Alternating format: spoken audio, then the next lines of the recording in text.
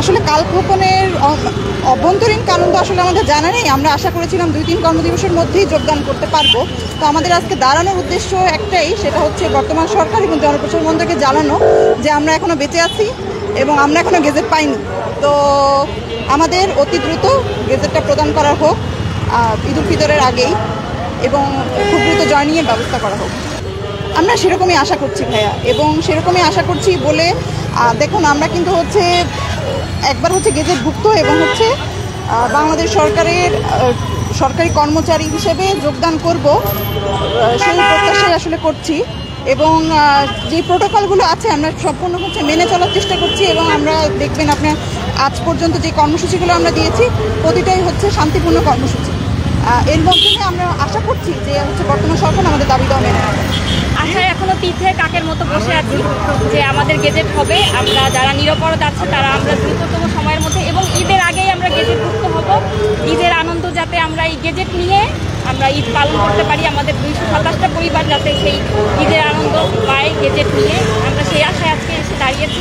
যে আমরা বিশ্বাস করি যে আমাদের রাষ্ট্র আমাদের সাথে কোনো বঞ্চনা বা আমাদের বঞ্চিত করবে না। আমাদের যে আমরা নিজের যোগ্যতায় যে আমরা বিসিএস ক্যাডার হয়েছি সেই চাকরিটা আমরা পাবো, আমাদের সেই গেজেট আমরা ঈদের আগেই পাবো ইনশাআল্লাহ।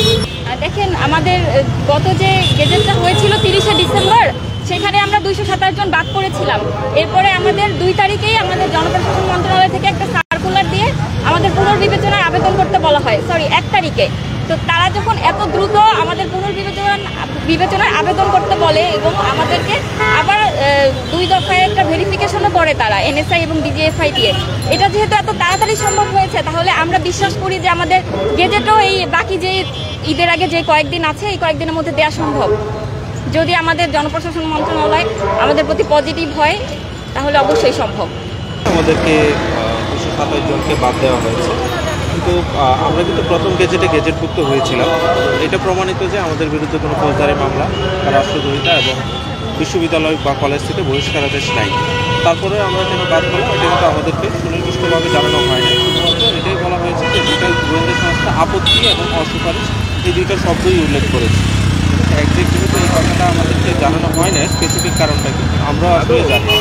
তাছাড়াও যদি আমি বলি যে অনেক সময় দেখা যায় যে রাজনৈতিক রং খোঁজা হয়, তো আমি ব্যক্তিগতভাবে এটা কনফিডেন্টলি বলতে পারি যে আমি বিশ্ববিদ্যালয় জীবনে কখনো কোনো ধরনের রাজনীতি করিনি, এবং আমার ফার্স্ট ব্লাড যদি বলি, যেমন মা বাবা ভাই বোন আমাদের পরিবারের 6 জন কেউ রাজনীতির সাথে যুক্ত নয়।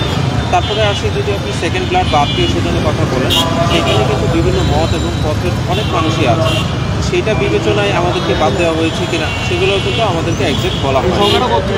আমাদের টোটাল হচ্ছে 227 জন।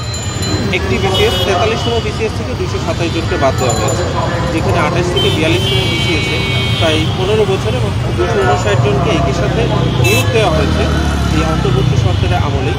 সেখানে 43তম বিসিএসে 227 জনকে বাদ দিয়ে মনে হয় এটা একটা ভালো সুযোগ ছিল যে এটা দৃষ্টান্ত স্থাপন করা যে এখানে আসলে বৈষম্য হবে না।